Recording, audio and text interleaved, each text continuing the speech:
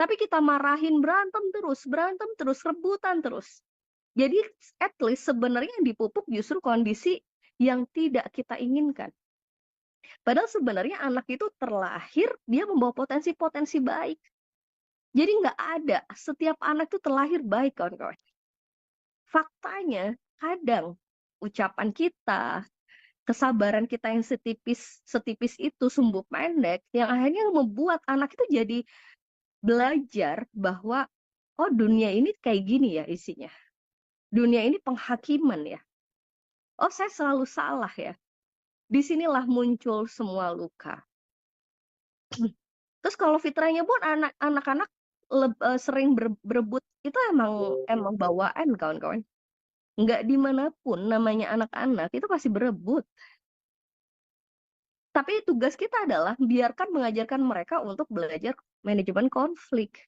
Selama tidak saling pukul, selama tidak anarkis, tidak ada bullying di situ, kita pantau saja dan lihat bagaimana mereka akan belajar menyelesaikan masalahnya sendiri. Itu adalah naluri alami yang Allah kasih. Di saat masing-masing anak itu punya fase-fasenya. Umur 3 tahun, 2 tahun ya, kalau sekarang agak maju, karena perkembangan sekarang lebih cepat ya, generasi alpha ini. Umur 2 tahun itu udah masuk fase egosentris. Fase egosentris itu fase di mana dia merasa bahwa dirinya sudah terbebas atau berbeda dari ibunya. Dan dia menganggap apapun menjadi barang miliknya. Seringkali justru kita yang apa ya, yang merusak fitrah-fitrah baik itu sendiri. Termasuk semisal saat anak temper atau temperamen itu ya karena seringkali kadang kita yang mencontohkan itu gitu ya. Mencontohkan seperti itu, anak mengancam dan lain sebagainya. Jadi sebenarnya semua luka itu bermula dari mana? Bermula dari rumah. Tapi bagi anak, support sistem terbaik itu adalah orang tuanya sendiri. Masalah egosentris, ya egosentris itu adalah fase di mana anak fase perkembangan di mana anak merasa semua hal di dunia ini harus berpusat pada dirinya gitu. Berpusat pada dirinya, harus menjadi miliknya, itu adalah fase-fase egosentris. Biasanya itu usia 2 sampai kurang lebih 5 tahun. Tapi ketika fase egosentris ini kita tidak tanganin dengan baik, dia bisa nambah tuh. Atau dia bisa muncul kelak. Ketika fase egosentris ini kita tidak sapih, tidak selesaikan dengan baik, tapi kita kasih ancaman, fase ini bisa keluar saat dewasa. Salah satunya orang yang NPD. NPD, tahu ya? Narsistik. Itu adalah orang-orang yang kadang belum tuntas di fase egosentrisnya. Dia ada potensi luka batin yang dibawa sejak kecil. Jadi kawan-kawan, sebenarnya fase-fase di mana fase anak oral, masukin tangan, masukin apapun ke mulut, itu adalah fase-fase alamiah. Fase di mana anak saat pup, ngeluarin, masukin, ngeluarin, masukin. Anda tahu nggak fase-fase itu? Jadi ketika dia pup, dikeluarin, dimasukin, itu adalah bagian fase-fase alamiah. Alamiah artinya adalah di mana dia sedang belajar sebenarnya. Jadi anak itu punya semua manusia yang terlahir itu punya sense of make. Jadi dia punya fitrah belajar di mana dia pengen tahu banyak hal. Dan di sini sebenarnya yang perlu kita sadarin adalah merawat fitrah belajar itu. Maka kenapa anak itu banyak nanya, kenapa anak itu banyak ngomong, karena sebenarnya ininya sedang bertumbuh. Dan dia kenapa banyak explore, karena dia sedang belajar. Tapi begitu dia lagi di fase itu, kita marahin, kita bentak, kita bilang nggak boleh, maka yang terjadi adalah dia takut dengan semua keinginan yang ada di otaknya. Kekepoan dia itu akan terhenti. Di situ bibitnya ketika semakin besar dia semakin tidak tertarik untuk belajar. Oke. Jadi kalau ada yang bilang, "Bun, dia udah SD, udah SMP, udah SMA, tapi dia pengennya main." Nah, itu ada fase main yang belum tuntas, yang dimana bisa jadi juga ketika waktu kecil dia nanya, "Mama ini apa? Mama ngapain? Aku boleh nggak bantu?" Kita cut itu. Itu kawan-kawan. Jadi itu yang mesti kita belajar bahwa ya Allah, ternyata sebenarnya Allah tuh udah install banyak fitrah-fitrah kebaikan. Tugas kita apa? Merawat. Merawat itu artinya sama seperti kita punya tanaman, bukan merawat, memupuk, kemudian yang tidak tidak oke kita gunting. Itu kawan-kawan. Dan luka luka terdalam buat anaknya siapa sih? Orang tua. Contoh deh, kita ya kan udah dewasa nih. Saya yakin setiap dari kita pasti punya luka batin. Benar nggak? Ya. Dan luka batin yang paling dalam buat Anda itu akan ditorehkan dari orang-orang terdekat Anda. Benar? Kalau nggak orang tua, pasangan. Coba boleh komen di kolom chat dulu. Siapa yang masih belum tuntas luka batinnya kepada orang tuanya? Artinya masih banyak ganjalan hati. Artinya masih banyak perasaan aku dibedakan. Nggak terima. Dulu kenapa seperti ini, kenapa seperti itu. Oke. Nyaman nggak, Bun, dengan kondisi seperti itu? Nggak nyaman. Dan kawan-kawan, semua luka yang paling dalam itu bermulanya dari rumah. Dan porsi paling besar itu adalah orang tua. Di RPP, di ruang pulih perempuan, itu ada kelas perselingkuhan. Rata-rata itu masih ada punya luka batin ke orang tua. Dan rata-rata juga orang-orang yang berselingkuh itu punya luka batin juga ke orang tuanya. Jadi sebenarnya orang yang bisa paling merobek hati seorang anak itu adalah orang tuanya sendiri. Tapi orang tua ini punya dua mata sisi yang luar biasa. Yang pertama, dia bisa menjadi penghancur karakter anak. Yang kedua, dia bisa menjadi obat buat anak. Maka kondisi, contoh kasus bullying, banyak banget kan kasus bullying. Kita sebagai orang tua tuh pasti akan menjadi garda paling depan ketika anak kita dibully atau diomongin nggak enak, atau ada kondisi apapun di luar rumah. Benar nggak? Misal dibully di sekolah. Pasti kita akan menjadi orang di garda paling depan yang akan ngebela anak kita, yang akan benar-benar memperjuangkan anak kita, akan melakukan apapun untuk mereka. Tapi pertanyaan saya, kalau kita mau renungkan lebih dalam lagi, sebenarnya yang sering ngebully anak itu orang lain atau diri kita sendiri?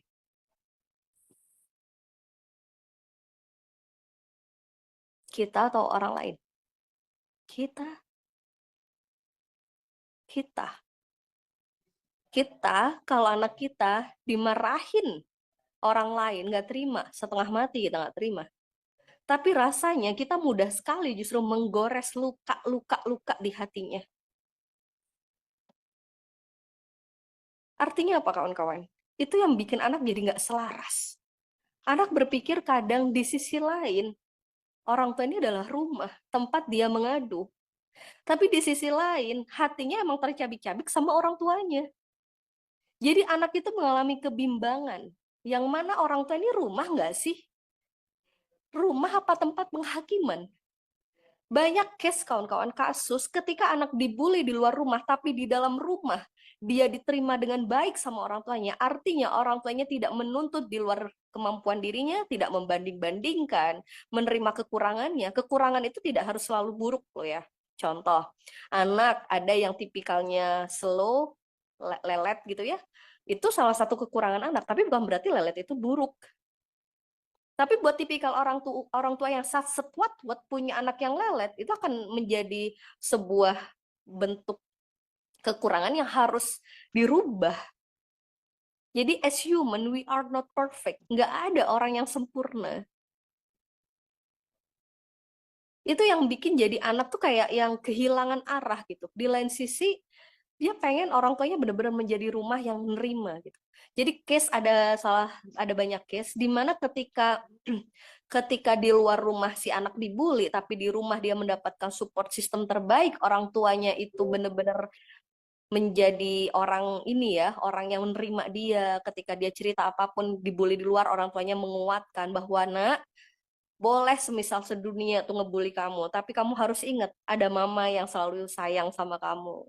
Mama percaya adik bisa melakukan itu. Itu luar biasa. Maka justru yang terjadi bulian-bulian di luar rumah tidak menumbangkan dirinya. Orang-orang yang punya mental luar biasa, itu di belakangnya ada orang tuanya yang luar biasa menguatkan setiap langkahnya.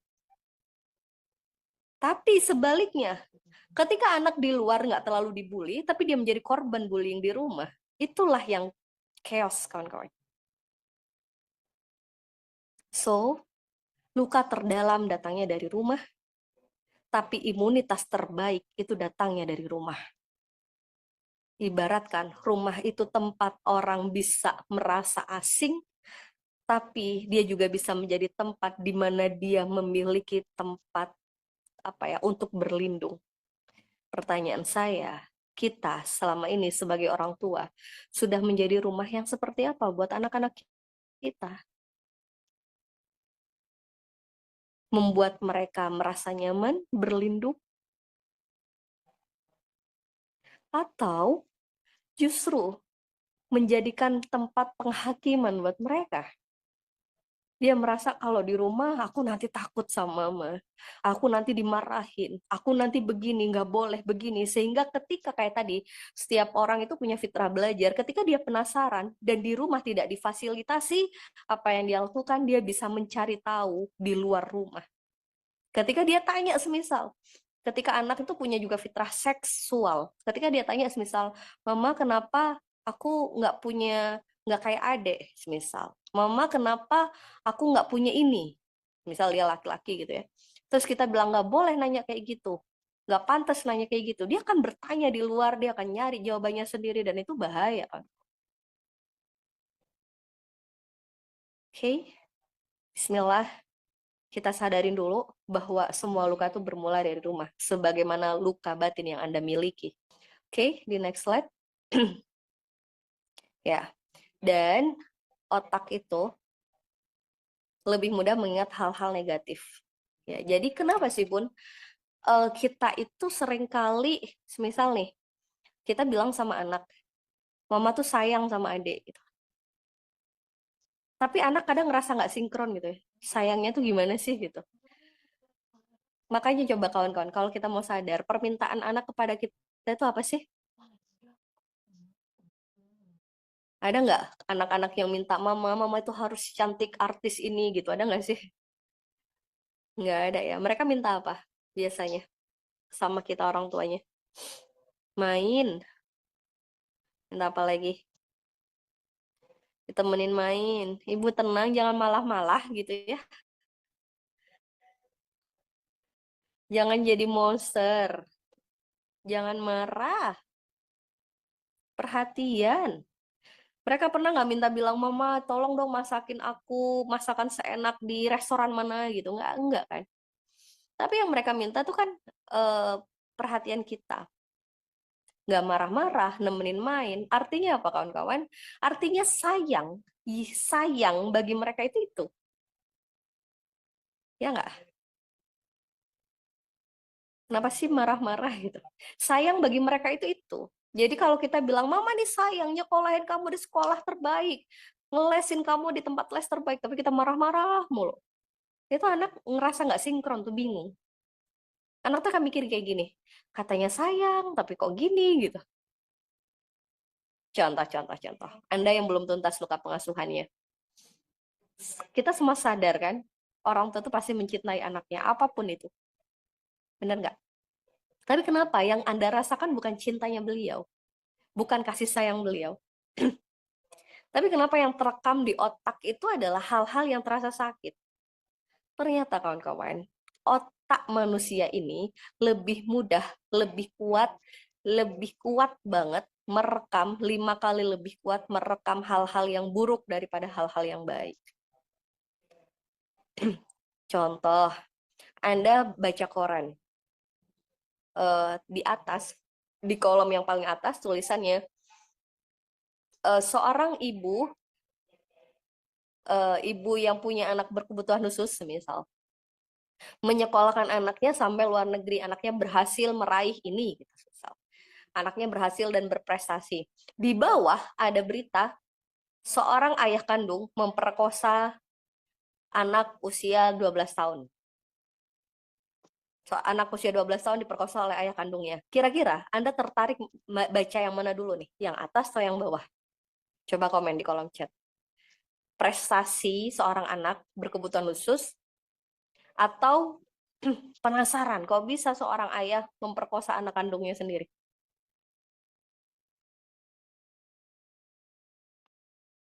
Yang bawah itu manusiawi. Artinya adalah sebenarnya kecenderungan dasar manusia, otaknya lebih mudah merekam hal-hal yang negatif gitu. Jadi kalau yang belang yang atas pun sebagian kecil. Jadi kalau dibanding itu paling 9:1. Sedikit gitu. Sedikit orang-orang yang memang sudah melatih dirinya untuk lebih mudah melihat nikmat daripada sakit. Melihat kasih sayang Allah daripada rasa sakit yang dia rasakan. Kayak gitu. Jadi artinya adalah kawan-kawan, at least sebenarnya otak kita, otak manusia, kalau di menurut ilmu penelitian, otak kita itu kalau mendapatkan sesuatu yang buruk, itu langsung nempel kayak telur yang ada di teflon, bukan teflon bagus, dia langsung nempel, terus susah, susah bergeraknya. Jadi kalau mau buang itu harus sampai dikerokin. Sampai harus dikerokin. Itu yang bikin kenapa 10 kebaikan itu kadang bisa hilang hanya dengan satu kesalahan. Gitu kan? Gitu ya. Misal ada seseorang baik banget ke Anda 10, tapi pernah melakukan satu kali kesalahan. Yang kadang dibawa kesel beneran, yang menjadi luka batin beneran, itu satu kesalahan. Salah satunya ya orang tua kita. Kebaikan beliau juta, kesalahannya mungkin puluh di bawah sampai dewasa. Ingatan itu. Karena at least memang otak itu lebih mudah merekam hal-hal yang tidak baik. Begitupun anak-anak. Jadi kalau untuk mengingatkan hal-hal yang baik, itu harus ada upaya lebih dan itu ada rumusnya. Jadi untuk kita berlatih merubah cara pandang kita dari hal-hal yang mudah melihat hal keburukannya, menjadi mudah bersyukur atas semua kebaikan yang Allah kasih, atau sebuah kondisi yang baik, itu ada tipsnya. Dan itu pun anak-anak. Jadi Anda nih, melukin dia 2 kali, marahin dia 2 kali, yang akan anak bawa sampai dia dewasa nanti adalah marahnya Anda yang 2 kali, bukan pelukannya yang 2 kali. Anda eh, nyubit anak gitu misal, nyubit anak 3 kali, terus melukin anak nemenin main 3 kali, maka yang tetap 3 kali yang nyubit ini akan dibawa sampai dia gede. Karena secara alamiah otak kita memang diminta kita mujahadah bersungguh-sungguh untuk mengelola diri kita dan berfokus kepada hal-hal kebaikan. Nah ini gimana nanti nih? Kalau mau dibilang, Bun bisa nggak anak-anak kita bantu pulihkan? Bisa banget. Tapi yang jelas ada waktu, butuh proses. Jadi nggak bisa instan.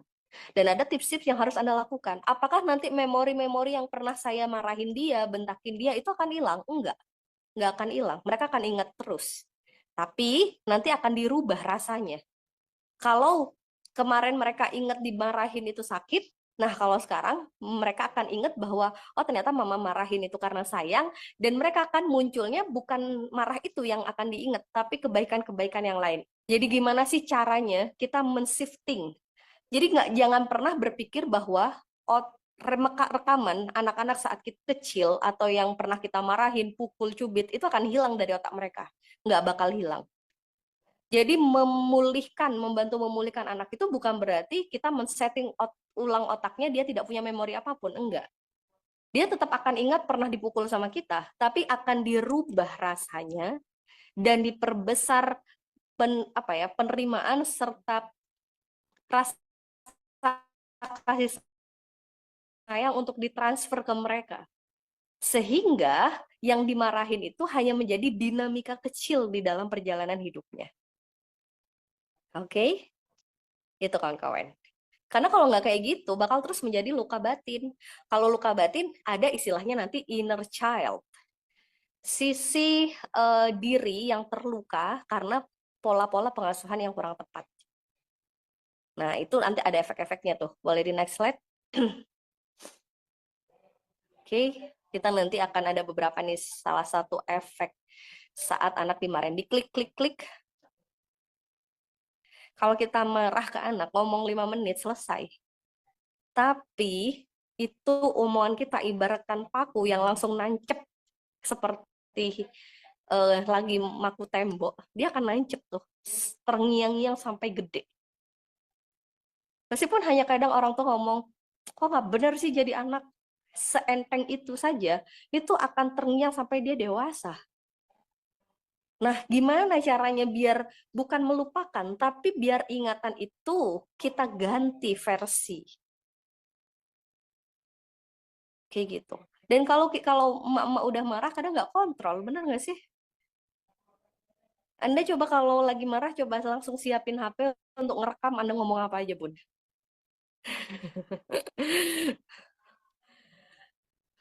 Jadi ngeri juga loh, Bun, kalau semisal kita lagi marah gitu ya, terus omongan kita kita nggak kelola, kita nggak ngerti loh keluarnya apa.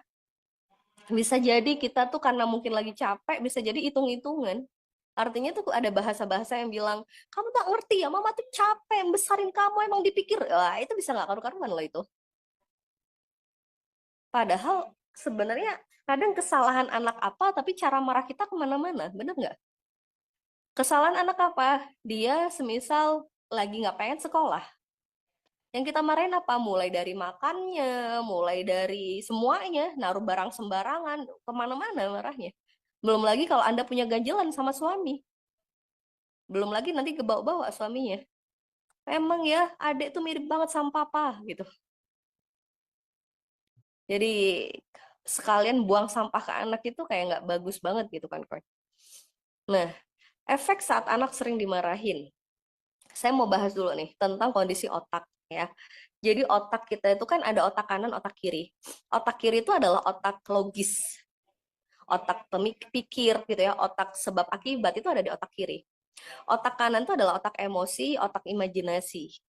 Anak-anak balita gitu ya, ada beberapa penelitian bilangnya balita, tapi beberapa lagi itu usia kurang lebih 6 tahun ke bawah ya. Jadi usia-usia prasekolah. Itu otak yang akan berkembang duluan itu adalah otak kanan, apalagi anak cowok, boys, anak laki-laki. Otak kanan itu akan berkembang duluan. Maka kenapa anak-anak itu emosional? Emosional ini bukan hanya marah-marah kan, dia emosional. Contoh, takut dikit nangis. Dia pengen apa nggak dituruti nangis gitu. Itu adalah bentuk emosi. Karena memang anak-anak yang berkembang duluan adalah otak kanannya. Maka anak umur 2 tahun itu sebenarnya masih tidak terlalu mengenal konsep sebab akibat. Jadi kalau Anda bilang, nanti kalau nggak gini, mama gini ya, itu ngeblank di otaknya. Yang dia terima cuman oleh bawah sadarnya adalah, itu adalah ancaman.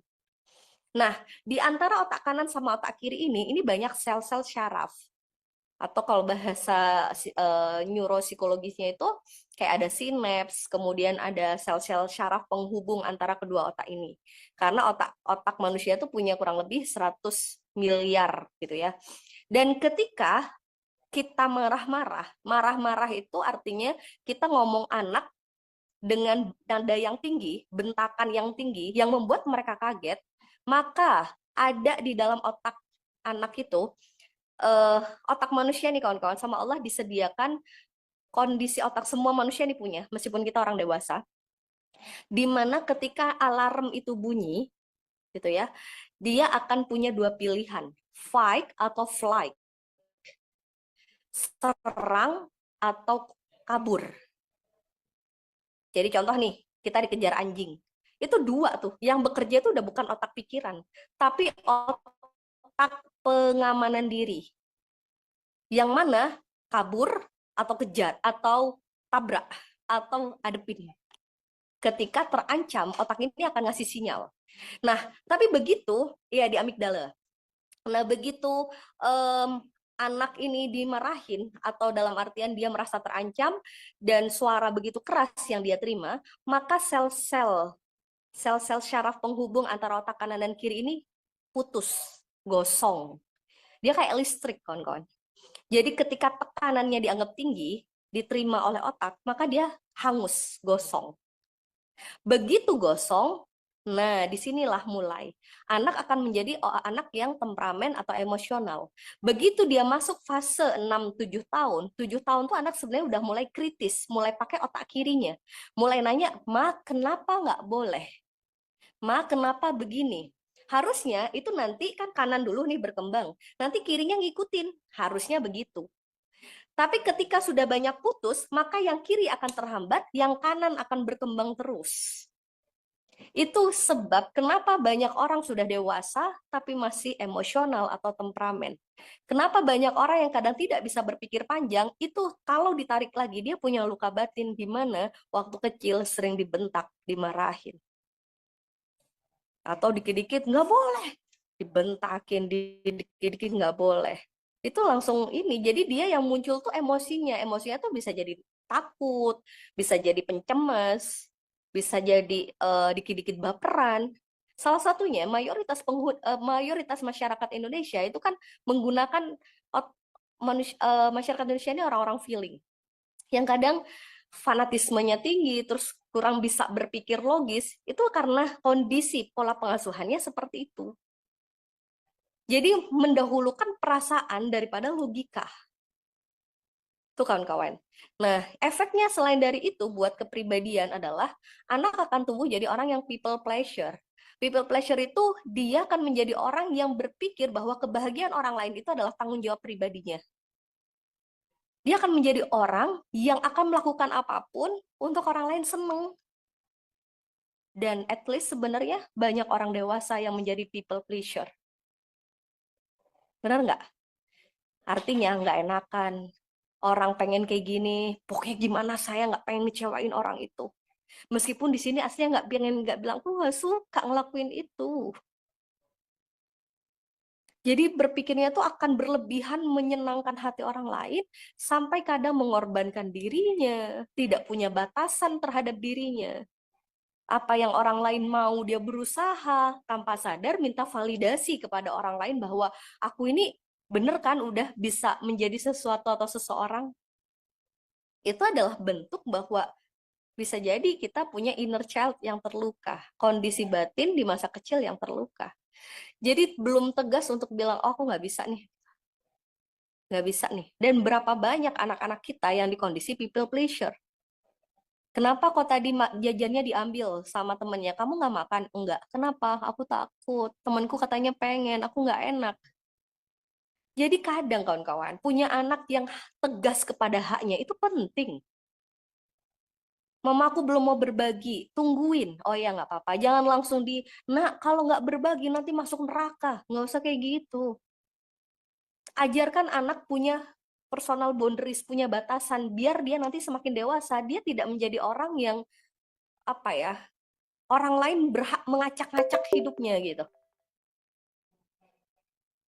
Jadi kalau ketika nih contoh fase egosentris tadi usia 3 tahun, 4 tahun misal, anak punya mainan, saudaranya mau pinjem, dia belum rela, kita tunggu relanya. Kita bilang, nah nggak apa-apa, nanti kalau kakak udah mau berbagi, mau ngasih pinjem ke adek, kabarin mama ya. Nanti kita bilang sama adeknya, dek, kakak masih belum. Nanti kalau doain ya, semoga kakak mau berbagi. Jadi adeknya juga belajar gitu. Adanya juga akan belajar bahwa kayak, oh saya harus menunggu juga, tidak harus setiap yang adek inginkan akan didapatkan. Jadi bukan berarti karena si kakak harus ngalah terus. Karena si adek harus bisa mendapatkan apa yang dia mau. Tidak kayak gitu konsepnya. Dan ketika si kakaknya sudah rela, terus bilang, ini mah aku mau pinjemin ke adek, tapi sebentar. Kita kasih ya kak, udah mau berbagi sama adik-adik, kakak ngasihnya sebentar. Ketika kita jaga seperti itu, dia akan tumbuh menjadi anak yang tahu ketika dia melakukan sesuatu, dia tahu konsekuensinya dan dia bertanggung jawab terhadap konsekuensi itu. Tapi kondisi saat ini banyak orang-orang dewasa yang people pleasure, jadi artinya adalah dia melakukan apapun, tapi dia nggak paham konsekuensi buat dirinya. Sehingga ketika dirinya lelah, dia pun marah dengan kondisi itu. Benar nggak? Aku tuh sebenarnya nggak pengen kayak gitu, tapi mau gimana lagi? Terus ketika dikasih solusi, ya udah, berarti bilang aja enggak, tapi kok nggak bisa. Itu kan bingung. Kayak contoh deh, ini kan rata-rata mama ya. emak-emak, Anda mau berkarir atau di rumah, itu sama-sama punya konsekuensi, kawan-kawan. Berapa banyak orang perempuan yang kadang pengen di rumah saja, tapi karena tuntutan harus berkarir, jadi konflik batin. Atau pengen berkarir, tapi karena pengen menebus kesalahan, mau di rumah aja jadi konflik batin. Sehingga tidak punya pemahaman yang baik bahwa ketika saya ngambil menjadi seorang perempuan ibu yang berkarir, maka saya konsekuensinya seperti ini gitu. Lemah di situ. Bingung gitu. Jadi akhirnya kalau ada masalah apa tuh bingung-bingung. Menurut orang gimana? Saya pengen mengambil begini, tapi gimana kata orang? Jadi di RPP ini ada salah satunya kelas perselingkuhan ya, bangkit dari dan pulih dari trauma perselingkuhan. Kadang banyak case sudah jelas-jelas gitu ya, semisal hasil istikharahnya adalah Allah menunjukkan divorce, bercerai, tapi nggak mau cerai. Alasannya gimana nanti kata orang lain gitu. Ini adalah salah satu bentuk bentuk dari karakter people pleaser. Terus apa lagi? Takut membuat kesalahan atau perfeksionis. Jadi dua hal ya, takut membuat kesalahan itu eh padahal sebenarnya dia sering ngerasa bersalah. Pernah nggak ketemu sama orang yang dikit-dikit kayak ngerasa bersalah gitu. Apa-apa dikit kayak maafin aku ya. Padahal ya nggak ada apa-apa, kayak gitu. Atau dia perfeksionis. Jadi perfeksionis tuh pengen semuanya sempurna dan ketika ada sesuatu yang tidak berjalan sesuai harapannya, dia akan menghakimi dirinya. Jadi kayak mengkritik dirinya dan kawan-kawan, di saat kita mahir mengkritik orang lain dan tipikal orang seperti ini perfeksionis. Dan kalau di dalam psikologi itu perfeksionis itu adalah salah satu gangguan waham sebenarnya. Jadi ketika orang tuh terlalu perfect, pengen nggak ada cacat sama sekali, itu tingkat depresinya bisa tinggi. Dan biasanya orang-orang yang perfeksionis itu terlahir dari keluarga yang tidak mentolerir ketika anak melakukan kesalahan. Waham itu gangguan, gitu. Jadi kayak misal kita orang tua yang anak salah dikit marahin, anak salah dikit marahin, maka dia akan menghukum dirinya sendiri. Dan dia akan besar sebagai orang yang perfeksionis. Gitu. Kalau di psikologi itu termasuk gangguan kan, perfeksionis itu. Kayak apa ya? Contoh mau foto deh. Kadang sampai ganti-ganti gaya atau nyobain sampai 100 kali terus masih nggak ada yang bener juga. Itu kan salah satu ciri-ciri perfeksionis. Kayak jilbab, pakai jilbab harus lurus tegak semisal, atau harus rapi, begitu ini dikit ada garis dikit jadi stres. Nah, itu ada bentuk-bentuk perfeksionis dan itu biasanya dibesarkan oleh keluarga yang tidak mentolerir kesalahan. Jadi ketika semisal ngerjain PR ada salah dikit dimarahin, itu penghakiman itu yang akan membentuk seseorang jadi orang yang perfeksionis. Oke, terus selanjutnya reaktif. Ini efek-efek ininya ya. Reaktif itu bereaksi secara cepat. Jadi reaktif itu gampang bereaksi atau sumbu pendek lah gampangannya. Itu reaktif. Atau temperamental itu reaktif. Beda ya kawan-kawan ya. Orang yang tenang sama orang yang reaktif. Orang yang responsif sama reaktif itu beda. Kalau responsif itu dia merespon sesuatu setelah dia melakukan proses analisa di dalam otaknya. Jadi kalau responsif itu tenang dulu, baru oke, berarti saya harus begini. Itu namanya responsif. Jadi responsif itu tepat sasaran. Tapi kalau reaktif itu ada suatu kejadian dia langsung bereaksi. Itu namanya reaktif. Jadi gampangnya ya, misal anak eh, apa ya rebutan mainan itu langsung kita marah, nah itu reaktif. Tapi kalau responsif kita amatin dulu. Oh aman, oh enggak rebutan kayak gini. Nah itu sehingga respon yang bisa kita lakukan itu sesuai atau tepat sasaran.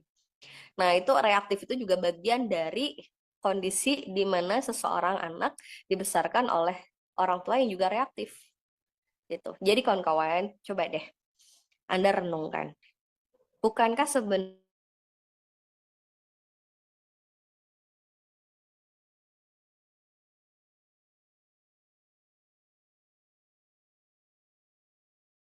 anak tantrum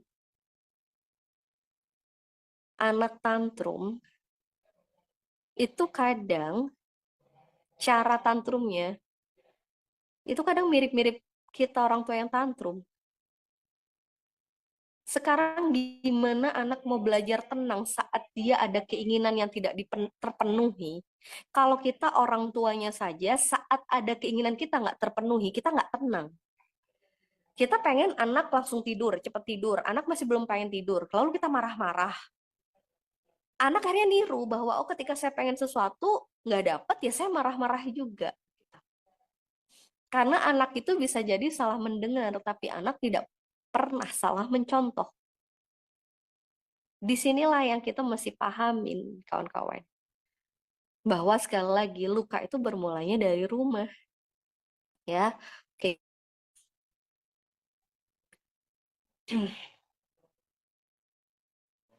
Di next slide, boleh di next slide.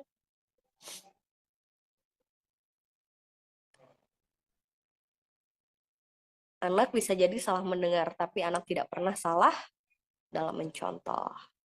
So, solusinya apa? Orang tua dulu pulih, maka anak pulih. Udah banyak testimoni ketika orang tuanya bisa mengelola emosi dengan baik, anaknya juga bisa mengelola emosi dengan baik. Ketika orang tuanya sudah tidak mengkritik dirinya sendiri dengan tajam, maka anaknya pun mulai memiliki rasa percaya diri. Ketika orang tuanya semakin pulih, anak juga pulih. Meskipun tetap ada step-step yang harus kita lakukan ke anak agar anak juga pulih. Jadi contoh kayak gini ya, semisal kita luka, anak luka, gitu. Tapi kita obatin luka kita dulu, itu wajib. Karena selama ini banyak dari kita yang kadang mendahulukan orang lain, tapi diri kita juga terkapar. Maka kalau Anda naik pesawat kan, pastikan kita dulu yang pakai sabuk pengaman baru orang lain. Kalau ada suatu kejadian, misal harus pakai pelampung, disarankannya kita pelampung dulu baru orang lain, baru anak. Kalau harus pakai oksigen itu kita dulu baru orang lain. Termasuk ketika Anda lapar, Anda makan dulu baru Anda nyuapin anak. Bukan anak dulu, terus Anda masih lapar, Anda nunggu anak selesai makan, insya Allah ngereok. Bener nggak kawan-kawan? Ay cepetan, dipikir mama nggak lapar gitu. Jadi kadang kita perlu tuntaskan diri kita dulu, baru anak. Nah kawan-kawan sama-sama yuk. Namanya kita juga belajar terus untuk pulih, pasti juga butuh proses. Tapi sambil lalu dalam proses kita memulihkan diri kita juga bantu untuk memulihkan diri anak. Sehingga pantulan energi kita sama anak itu bisa nyaman. Kalau kita pengen anak kita belajar tenang, maka ibda binafsi. Mulai dari diri kita dulu untuk tenang. By the way, contoh, kita renungkan yuk, anak itu rewel di saat hati kita lagi galau atau lagi tenang? Lagi galau. Anak itu biasanya rewel, lalu kita ngereok. Di saat kita yang baik-baik aja atau enggak? Lagi rungsing, lagi nggak baik-baik aja. Tapi kalau anak lagi rewel, kitanya tenang, jadi ngereok nggak kita? Enggak, enggak. Artinya apa? Artinya sebenarnya bermula itu ada di dalam diri kita. Kemampuan kita lah untuk memberikan respon yang oke atau enggak. Ya, kemarin saya sempat beberapa bulan yang lalu ngisi di daerah eh, Padang Panjang kalau nggak salah di daerah Sumatera. Itu ada salah satu peserta yang juga punya rasa bersalah ke orang tuanya dan orang tuanya udah nggak ada gitu. Dan itu jadi sakit sampai sakit psikosomatis loh. Sakit psikosomatis itu sakit fisik disebabkan oleh kondisi batin. Menyimpan terlalu lama rasa marah, rasa kecewa, rasa sedih, rasa gagal, penyesalan itu bisa menjadi bibit penyakit di fisik kita suatu saat nanti. Nah, setelah beliau dirilis dan beliau bilang alhamdulillah tenang dan apa ya, benar-benar kondisinya jadi jauh lebih membaik dan itu lapang, di hati itu jadi lapang juga. Gitu. Jadi meskipun orang tua udah nggak ada, Bismillah tetap tetap ikut untuk dalam rangka melepaskan rasa sakit itu. Itu kan kawan ya.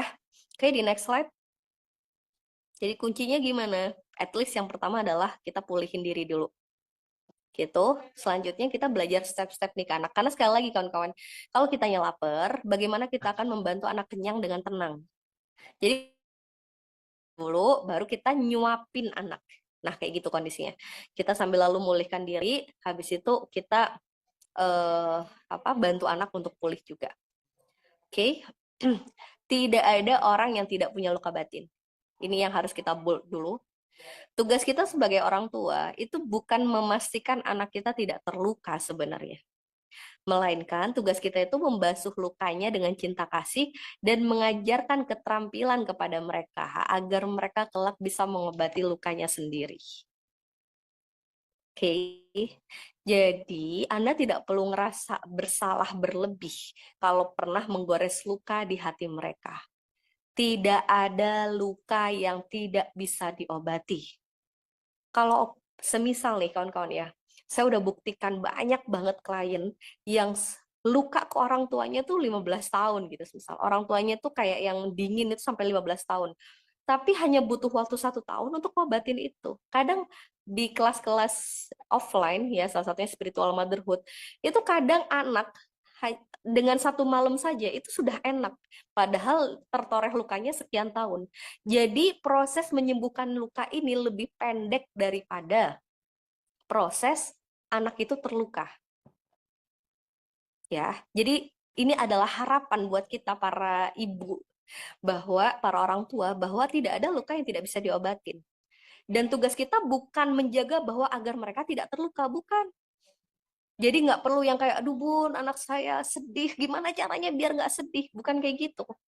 Anak itu harus real, kita ajarkan agar mereka tahu gimana rasanya sedih, kecewa, tapi dengan cara-cara yang bijak.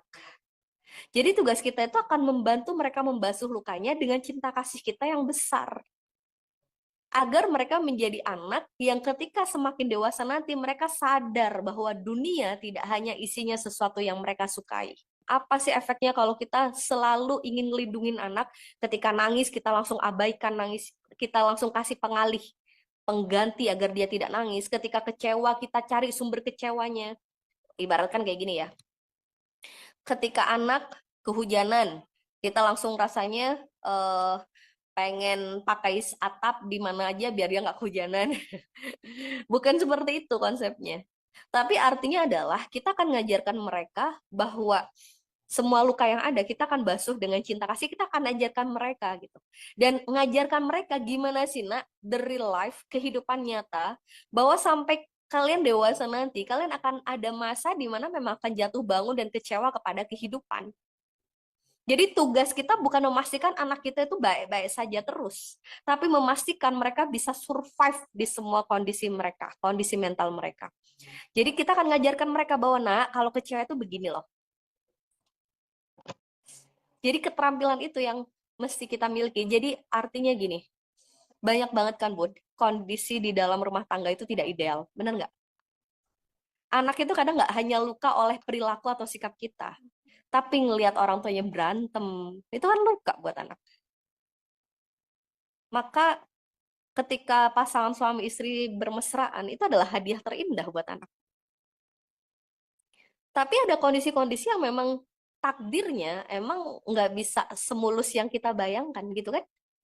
Kondisi-kondisi di mana ada pasangan yang memang ditakdirkan bercerai, misal pasangan yang sedang sama Allah diuji dengan badai-badai finansial, dengan ujian rumah tangga, ada orang ketiga, itu kan nggak bisa dielakkan. Nah, bagaimana kita memberi pemahaman kepada anak agar dia juga bertumbuh menjadi anak yang mentalnya baik. Bukan justru kita masukin ke karung atau ke sebuah botol yang mana mereka tidak mendengar apapun tentang berita itu. Bukan.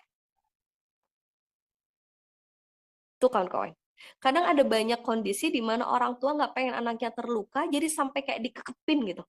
Itu justru bukannya semakin baik. Ketika anak semakin dewasa, dia akan punya kehidupan sendiri dan dia akan gagap nanti, akan gugup ketika dia melihat, kok dunia ternyata nggak seperti yang mama saya siapkan. Tapi tugas kita membantu mengobati luka yang mungkin pernah kita buat dengan cinta kasih, nanti dikasih tahu caranya, dan kemudian kondisi-kondisi yang real life itu kita ajarkan untuk gimana menjadikan itu batu loncatan untuk kematangan mental mereka. Mereka berdamai dengan lukanya dan kita temenin proses itu. Oke, boleh komen dulu di kolom chat. Siapa yang sepakat dengan apa yang saya sampaikan bahwa anak itu perlu juga diajarkan tentang rasanya kecewa. Anak itu perlu juga diajarkan tentang bagaimana bahwa kehidupan itu tidak selalu berjalan seperti yang kita inginkan. Benar nggak?